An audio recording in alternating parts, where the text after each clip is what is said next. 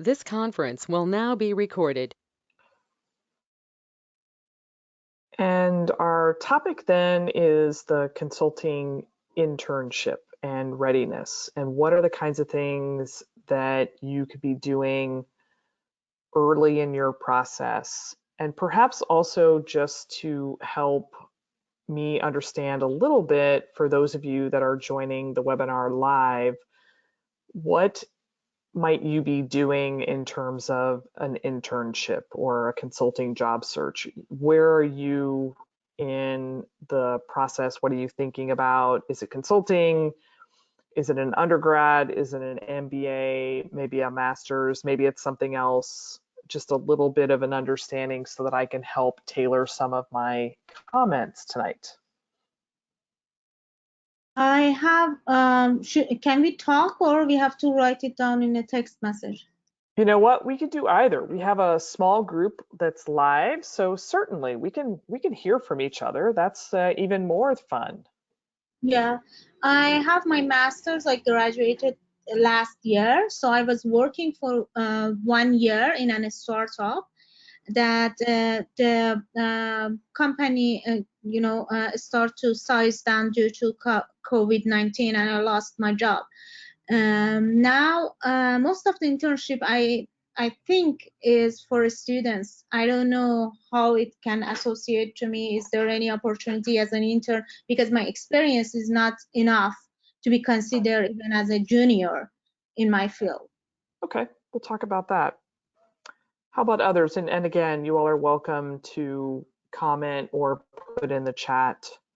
If you're just listening to get further information, that helps as well. But I'll talk a little bit about the nature of internships. Fantastic. So a couple things as we get started. So first, some of you, I recognize your name. Welcome back to our summer consulting series and some of the other webinars that we at Archer Career have been doing this summer. My name is Pam Schilling. I'm the CEO of Archer Career. I've been a career coach for nearly a decade now, formally. And then prior to that, I coached a lot of the members of my teams. I was a strategy consultant for a number of years. I worked for a couple of boutique firms and then one of the larger firms called Strategy And, which is part of PwC now. And then I also worked in the technology industry. What gives me a little bit, I think, of an even greater insight about consulting internships specifically is that I was in the career office at Chicago Booth. I worked with the full-time MBAs. I supported them in their job searches. And then my firm, we work very closely both through workshops and other types of programs, and then individualized coaching with some of the business schools, also with MBA students, undergraduate students, and experienced professionals. So one of my roles as a career expert is to look at the best practices, look at what people are doing, what helps with a successful job search, and then what are some of the things that maybe contribute to people falling short in that respect. So what we're going to talk a little bit about this evening is the consulting internship and how to get ready for it and what to do now. So this is the middle of August. For the most part, internship recruiting happens late fall, maybe December for undergrads, and then right after the new year, January, for most MBAs. And then there is some advanced degree recruiting that occurs for internships, and that very much depends on the firm and their selected timing. But generally, we're talking about several months in advance of the summer.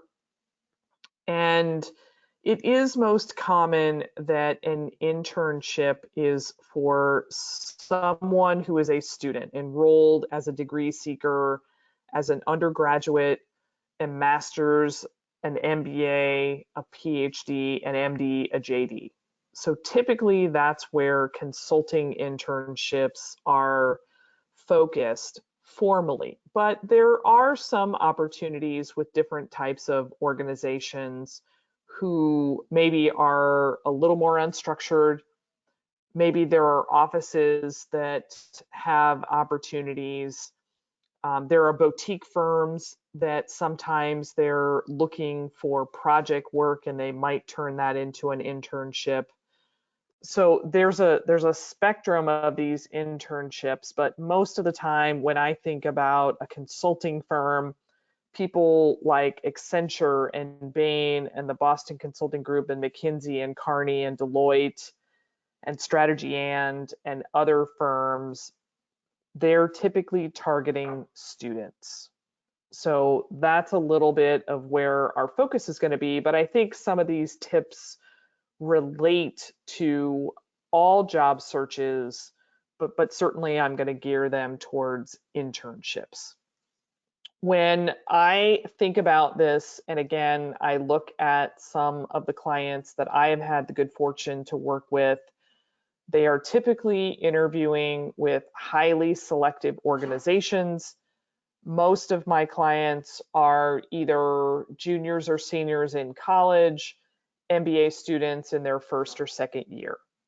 However, one of the things that we have done with some of our coaching over the years is to work with individuals who might be not yet an MBA student. Maybe they've been admitted to a program, it's January or February, and we do what we call an internship readiness program. There are also undergraduates that might be sophomores who are thinking about internships between the junior and senior year or the third and the fourth year. We'll work with them in advance to begin some of the preparation that's necessary. I tell all of you that because one of the things that I think is valuable is to consider the planning horizon to do a job search, especially around consulting, but any type of job search. There is a lot of work to be done. The more methodical that you can be and the more planful that you can be, it benefits you in the long run. This is the type of role that there are many different things that you have to demonstrate. You have to show multiple skills. You have to do a case interview. You have to do an experience interview. In advance of that, you have to have a great resume. And I think especially for some of you that are maybe looking at an internship, say at the undergrad level, and it's a year away, or you might be in the process of applying to business school and you might not start for a year or 2 years.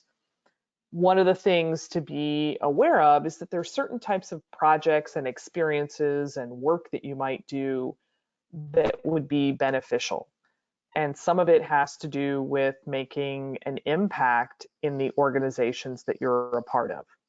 Now, why do I say that? It's because over the years, having worked with clients that go to all of these organizations, I've seen their resumes. I've looked at patterns. I've watched them prepare. And I see the opportunities when you prepare a bit ahead of time, what advantage that gives you. Now, certainly there are people that are very able to find out that they have an interview, it's 3 weeks away, they can prepare with intensity, and I think that's amazing. I don't tend to work in that environment with our clients, and our approach tends to not work that way. It just is the nature of it.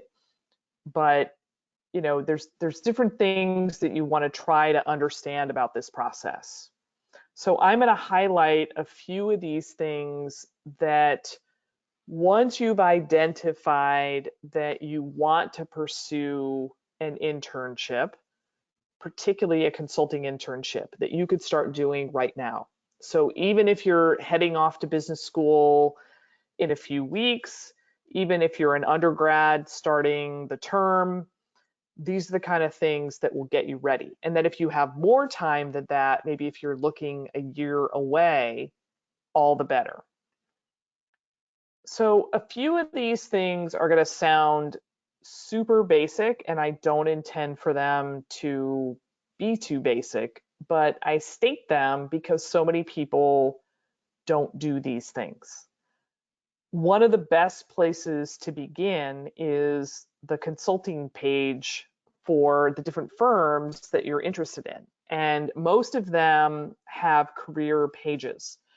So if I'm to go out to one of the consulting firms, maybe I'll look at Bain and Company. One of my colleagues at Archer Career used to work at Bain, so I like to reference that.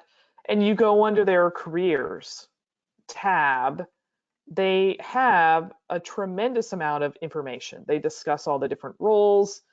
They have information about campus events. They even have best practices for preparing for their interviews. Beyond that, there's all the other information that the firm offers about their industries, their consulting services. And again, this is not completely unique to consulting. There are other types of companies that also have career pages that they will speak to what's helpful for you to prepare. But oddly enough, people will overlook this as a starting point, and then it feels a little bit like you're trying to reinvent the wheel. Don't do that. Go to the source. That's a fantastic starting place. The second thing that I always encourage people to do, and again, this might seem overly simplistic, but I'll tell you why it's really important. One of the areas that you must ask yourself is, why do I want to be a consultant, for example? Why is this the career choice that you've made? And if you think about it, it seems like it would be very easy to answer this. Gosh, I want to be a consultant because I really enjoy problem solving. I really like working in teams. I like the intellectual rigor. I like the challenge. I really want to position my career to advance at the highest levels. So that's all fantastic and wonderful. The challenge is these are the same things that other people say over and over and over again.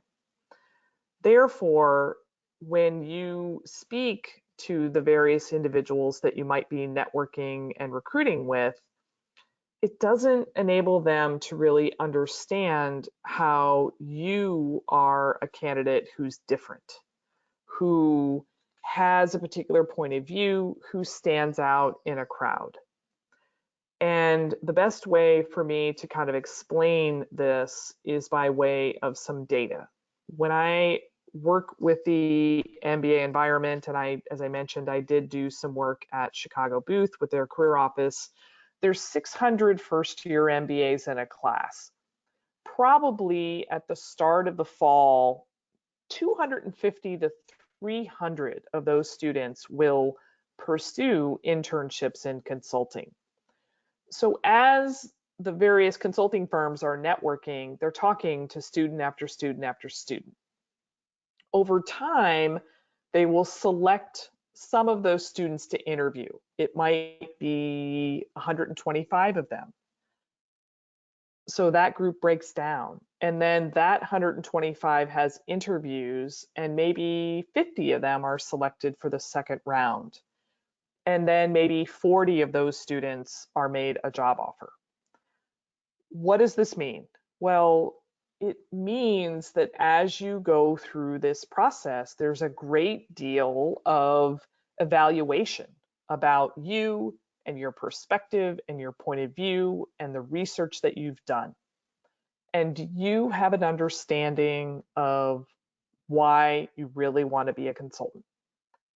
I was speaking to one of my clients yesterday about this, and we were going through this question. And one of his comments was, I just want to work with as many companies as possible and make an impact. And my feedback was that that's really interesting, but it sounds kind of vague.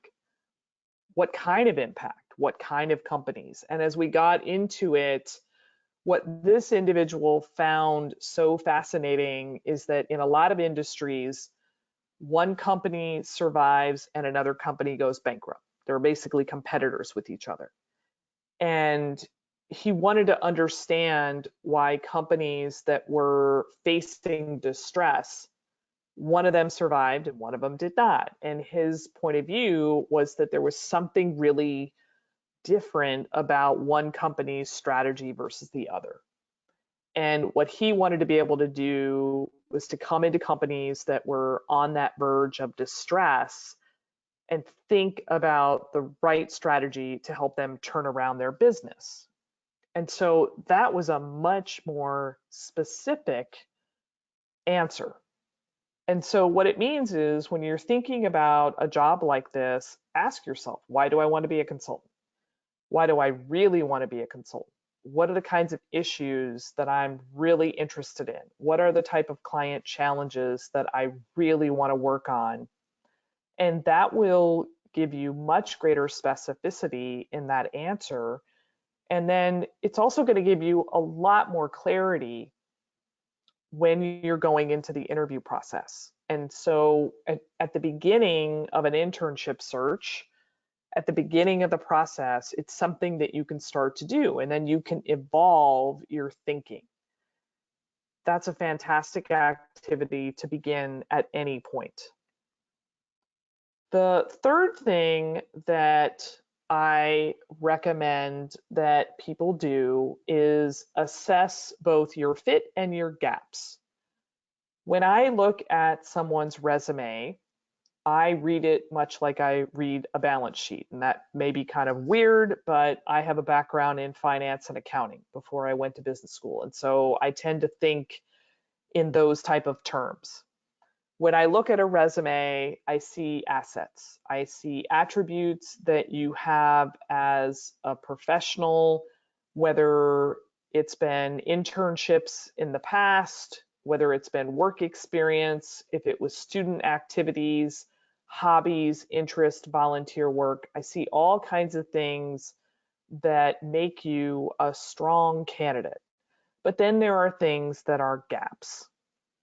And you have to know what those gaps are. The more you understand them, the better that you can then build things to help bridge those gaps.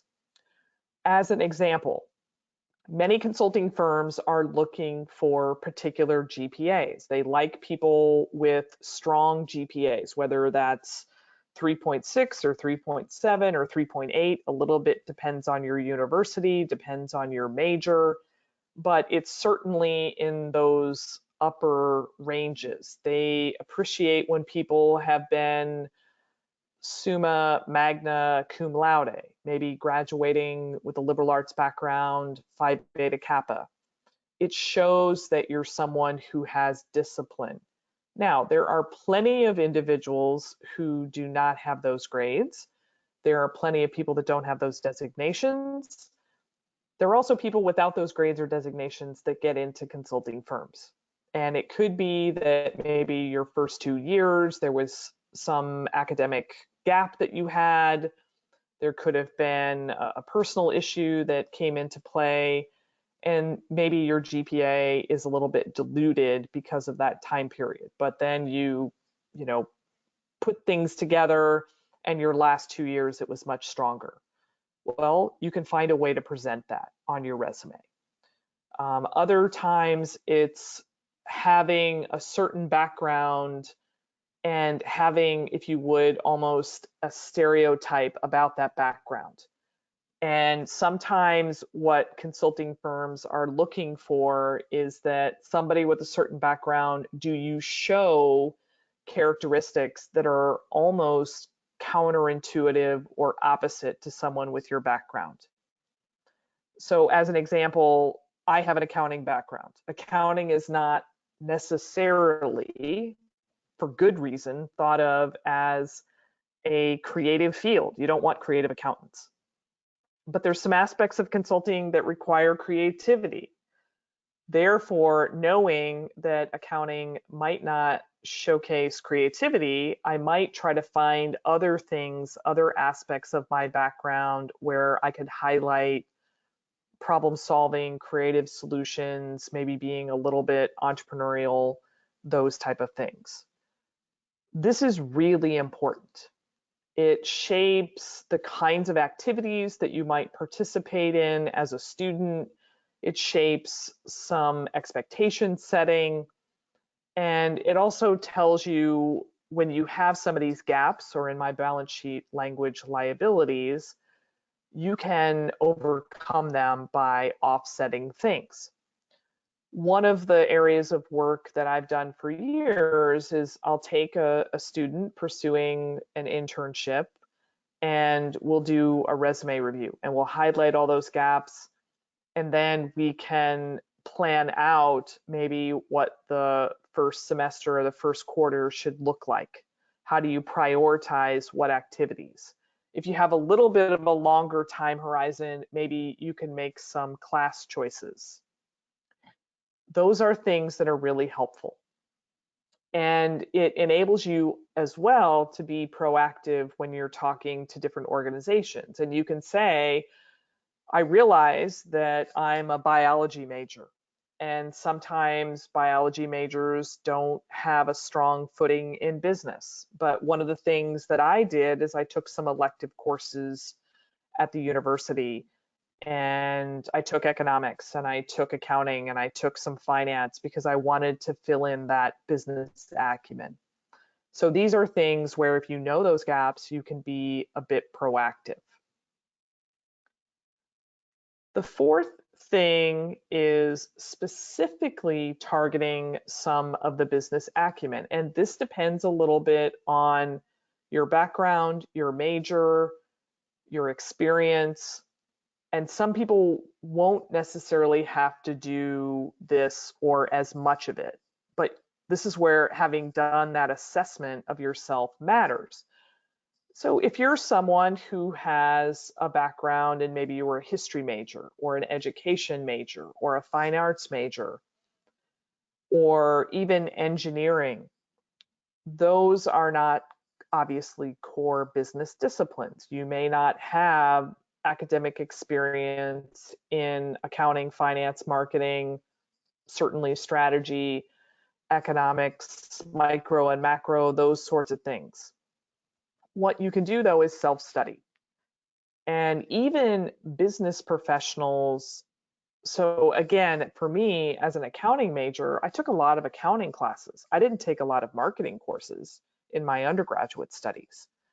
There's certain things that you can figure out that maybe it would be good to just read a few references.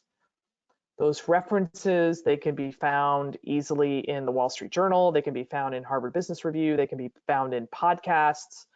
There's a really great website that I often reference called Quick MBA. And what's nice about the Quick MBA is that they have links for all the different business disciplines. And then, say that you want to learn a little bit more about strategy, they've got some of those links, and then you can take a look at them, get some understanding of what that topic means, and then they have a little bit of drill down on other things, and then sometimes they have some additional recommended reading. These are great because they're quick. And for individuals who are pursuing consulting internships, not as a business major, there's no expectation that you have this deep business background. Some of the consulting firms, for example, will go to the liberal arts colleges. The liberal arts colleges do not have business majors. They might have economics, but they don't have finance and accounting, etc.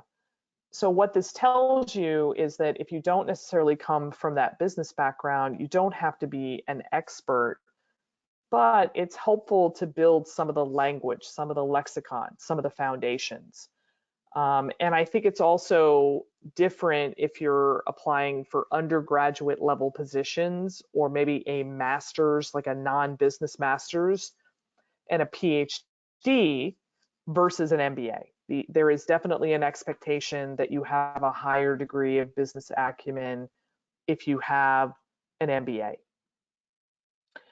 Doing those things and getting familiar.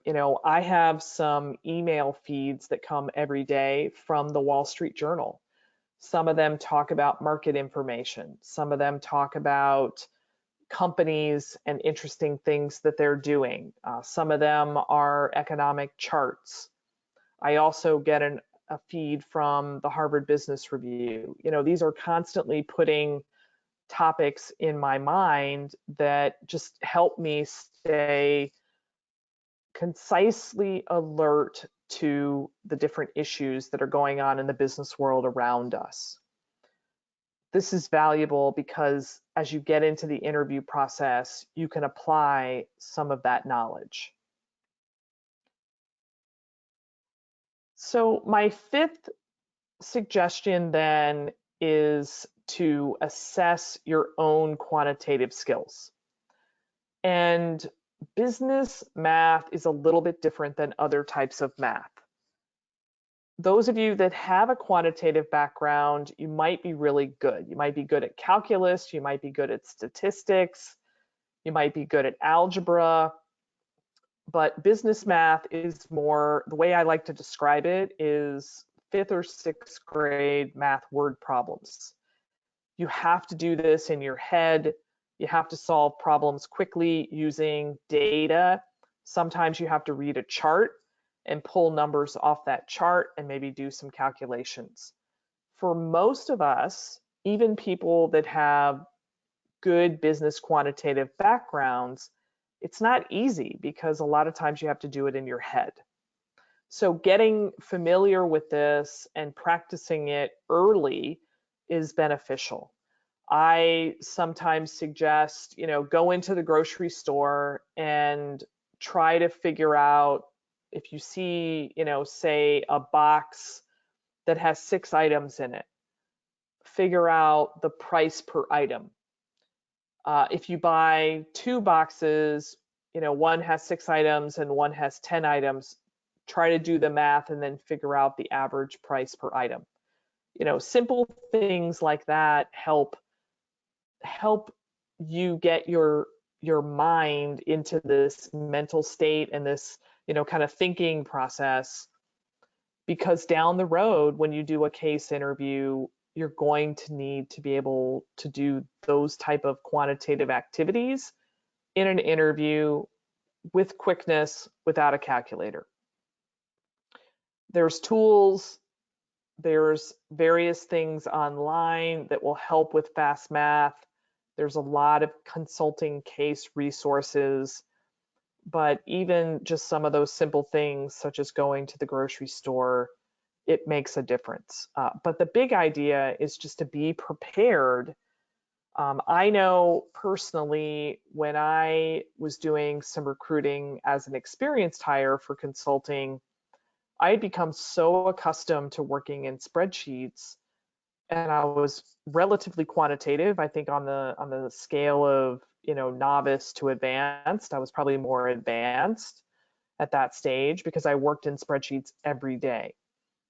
But when it came down to being able to do math word problems, and especially in my head, it was just something I had no practice with, and it took a bit of time to get comfortable with that.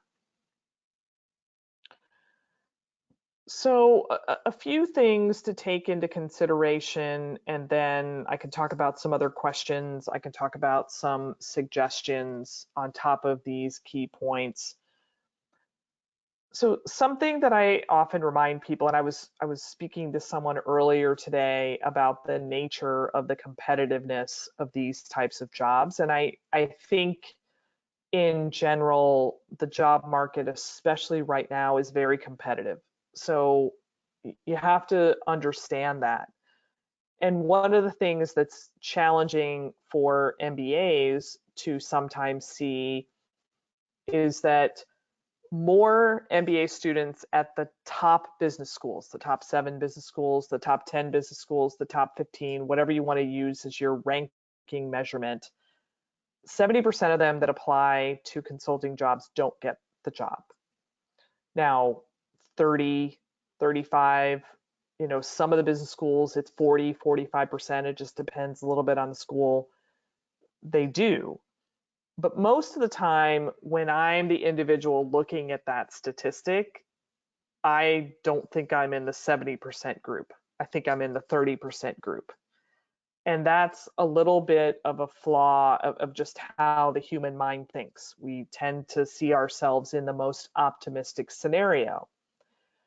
The other thing that I know occurs in this process, you may be preparing with peers. You may know someone and you think that they're on top of their preparation. The challenge is you don't have the real benchmark. You don't know if that person is the benchmark to who succeeds or if not. And the way that that comes into play is maybe you're practicing cases with people and you think the person I'm working with is really good. Well, the thing is, if that person has never received a consulting offer or a job offer, you have no idea how good they are. So the sort of synthesis of all of that is you have to understand how competitive it is and be able to put yourself in the best spot possible to differentiate to be in that group of the 30%. The next point around this process is that confidence plays a really big role in your outcome. And I've seen this time and time and time again when I have an opportunity to work with individuals over a long period of time. I see people who struggle with their own confidence. And by that, what I mean is they may have this conversation inside their head that says, I don't know if I have what it takes to get an offer. I don't know if I'm ready. I don't know if my credentials stand up to the next person. And that is a very unfortunate conversation to have with yourself. And what happens over time is that that becomes reinforced by you. And many of the people who I work with, they don't have self-doubt. What they have is a conscientiousness to say, I know this is going to be really hard. And so therefore, I'm going to prepare at the highest level so that I leave nothing to doubt. I leave nothing to chance. My analogy for this is, if you were someone who in the last Olympics, since the next one will be hopefully next summer, if you were someone who was a swimmer and you knew that next year at the Olympics, you were going to compete against Michael Phelps, and you knew the speed that he raced for a particular event, well, you wouldn't train to just his speed. What you would do is you try to train to be a little faster than his speed. Because even if you couldn't beat him, you might finish second or third, and that ends up getting you one of the medals. So that's intended to be a little bit of an analogy. In consulting, there's often more than one job. There are many opportunities, but some people get them and some people don't, and you need to be confident. So if you're going to be confident, it means train to be at the highest level. My next point, and I mentioned this a little bit previously, is this idea of not inventing the wheel over again. I interviewed for consulting positions 20 years ago in the fall of 1999. This environment has not changed substantially. There's a few little tweaks to it here and there. Some of the firms use assessment tests. Alex Partners uses a personality assessment. BCG uses something called biometrics. These are new inclusions in the interview process. But when it comes down to a case interview and an experience interview, it's the same. When it comes down to your resume, most of it is the same. There might be a few new things that the firms are looking for. Entrepreneurship and entrepreneurial drive have become more important. But in terms of the process of preparing and the kinds of things that are important and the expectations and the judgment about your ability not only to do the consulting job or the job that you're interviewing for, but also your ability to demonstrate presence in front of clients and work collaboratively within the teams. All that stuff is the same. So if you happen to be going to a school that has large programs, which many of the business schools do, join the consulting club and kind of get in that process because it's fairly well defined.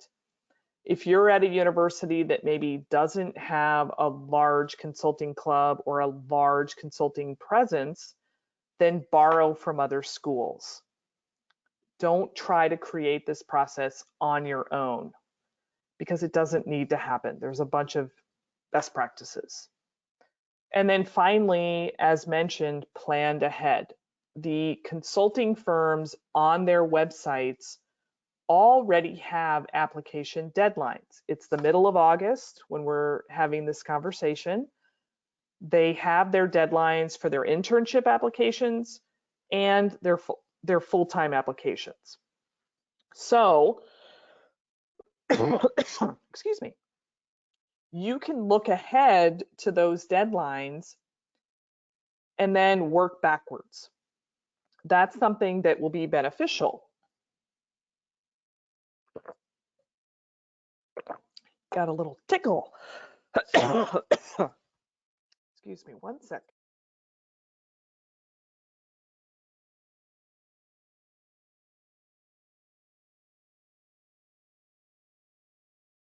Okay, little allergy season here in Chicago. So what I want to make sure that you guys have a sense of is it's hard to be surprised because you might have to scramble to get things done. Scramble doesn't equal quality. And I saw this firsthand when I was at Booth in their career office at the business school. And I remember one of the students for her internship, she had a spreadsheet and everything on that spreadsheet had milestones. And she would map out the different type of activities that she was going to focus on for the week.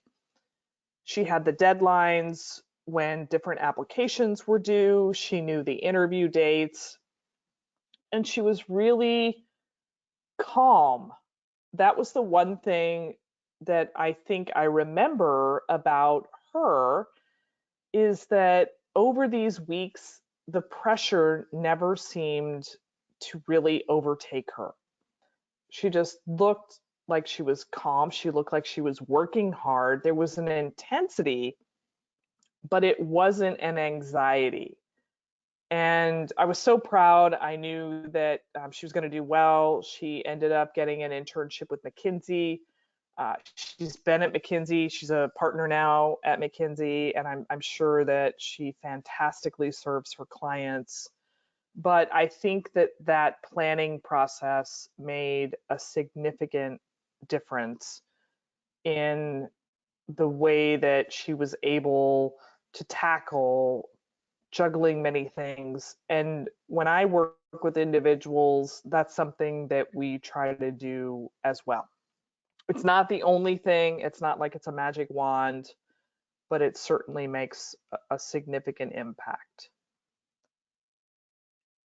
Okay, so a couple things, and then I'm happy to take any questions on this process or other things that you all may have in mind. You know, any type of job search is challenging, and there's no question that the environment today is ever more challenging.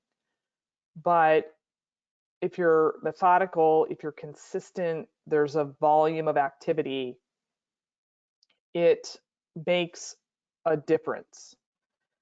And I know I have one individual I'm working with right now who started a job search back in November, and just in the past month has heard about interview opportunities. So it shows, especially for consulting firms, they're kind of on a timeline. Things open up at a certain point. And then the internship process is even more specific because they're very structured in the way that they approach that process. Okay. So I'm happy to take a couple of questions if you guys either want to ask them live or put them in the chat. I'll pause for a second, and anything that maybe we should talk about a little bit further.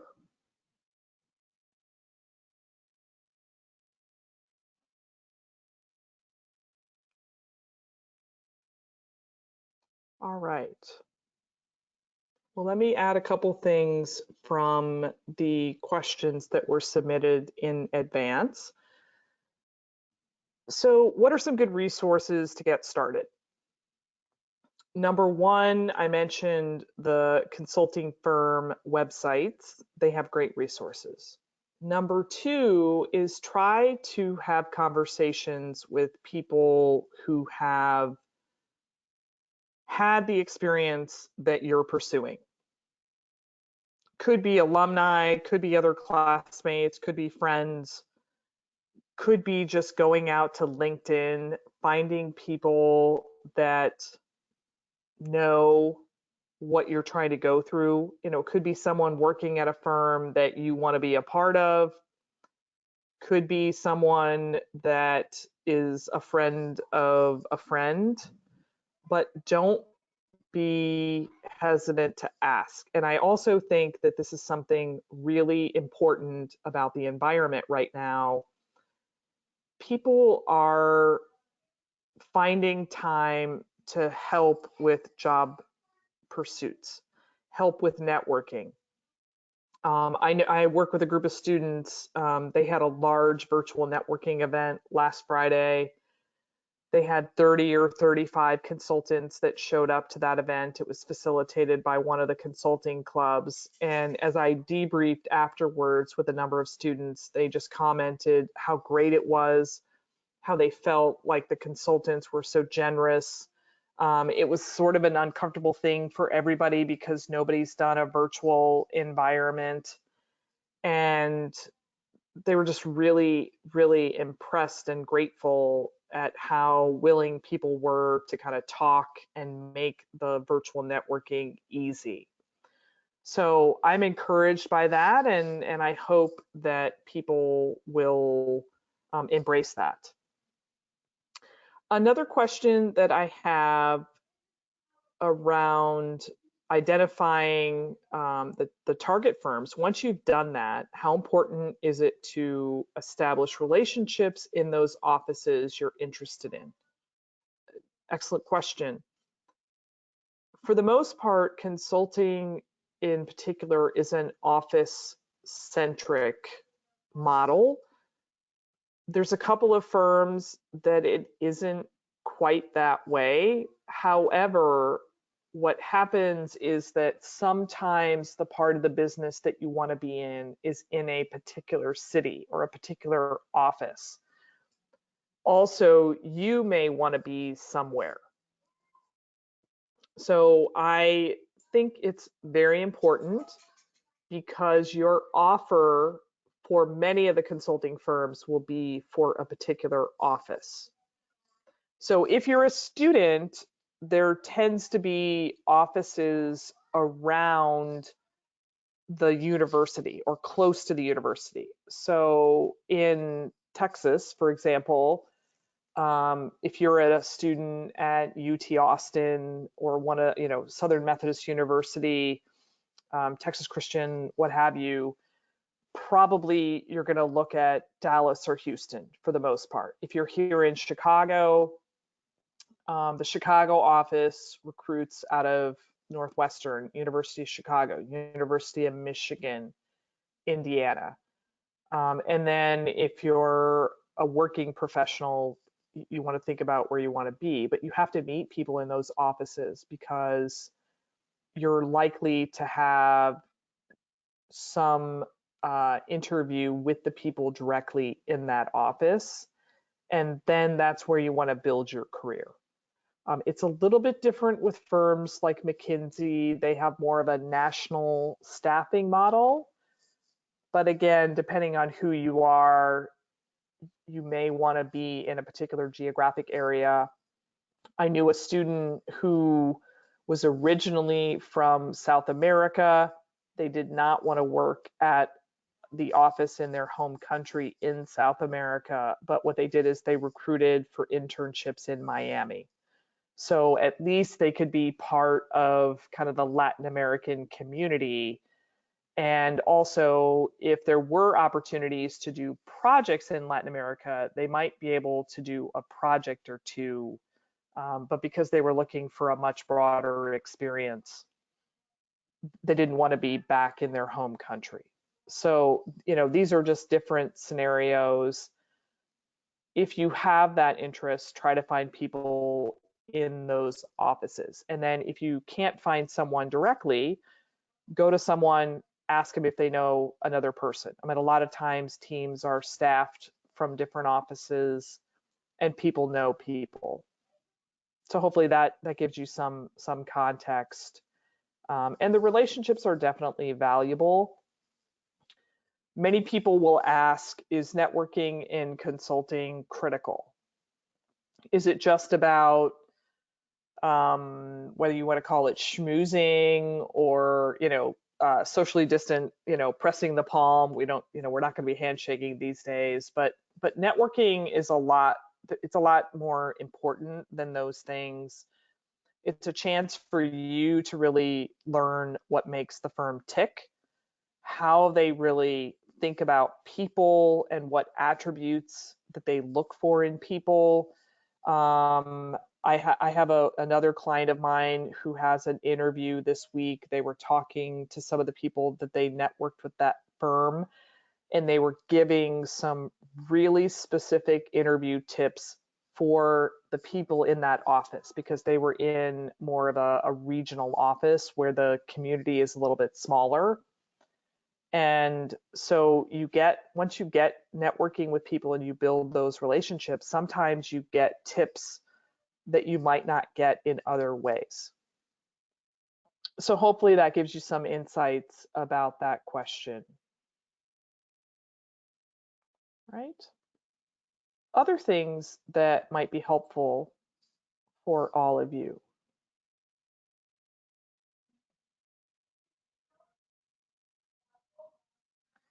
Okay, great.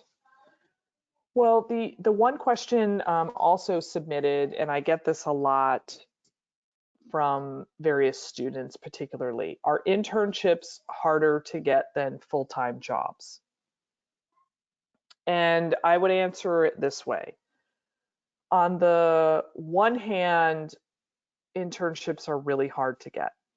They're competitive. A lot of times you haven't been in school or you haven't kind of developed some of the background yet that's necessary. And it seems really weird that, for example, for MBAs, you've been in school basically 1 quarter, 1 semester, whatever your academic schedule is, and then in January you're interviewing. It seems weird, but that's one of the things that makes the internship so difficult, is that the timing of it happens very quickly. And that can be a bit intimidating. But the truth is, most of the full-time jobs are filled through the internship class. So I often give a chart that, again, kind of runs through numbers. You know, if the firm thinks that they're going to do full-time hiring of, say, 50 people from the class of 2021, what they'll do for the summer of 2020, the summer before, is they'll make 40 internship offers, 40. So at the end of the summer, then maybe 38 people will get a full-time offer from that internship class. And so when the firm comes back to campus for full-time recruiting, they're really only interviewing for about 12 spots, not 50, right? And this is the thing that sometimes is misunderstood. And this is a very similar process, by the way, to what accounting firms use, to what investment banks use. They like to use the internship to recruit and then make those full-time offers and kind of build that full-time class almost a year ahead of time.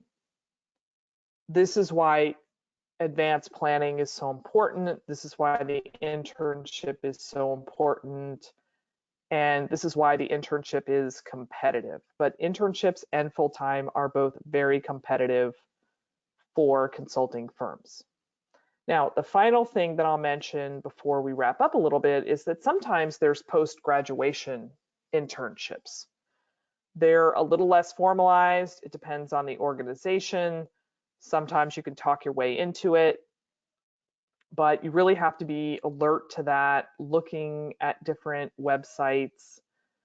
There's some things akin to what PhDs have, which are postdoctoral fellowships. Looking at those types of programs can be really interesting. And then the add-on to that is that sometimes you can create your own internship. Maybe you've already graduated. Maybe the company has, or the company or the consulting firm has some project needs. And so you can shape that into an internship.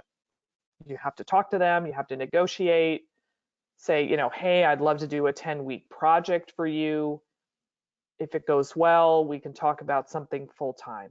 You know, so this is where if you don't find yourself in a place to be facilitating a full-time traditional internship as a student, always look at those opportunities, and there's nothing wrong with being proactive in that regard. Very good. Well, I'm just going to make a couple of closing comments and then I will wrap us up for tonight. So I have one more summer webinar. It will be next week, and I'm going to talk about case interviews beyond consulting. So this will focus more on case interviews for corporate roles and other roles. Also, I was really very honored and pleased. I did a webinar earlier today on the case interview through a wonderful organization called Career Contessa. I was invited to do that. I'll post a link to that on the Archer Career website, but you can also go out to Career Contessa just if you're continuing to learn about the case interview. I think that was a great conversation that we had. And in addition, as part of what we're doing as a business for Archer Career, we are launching a case prep software application.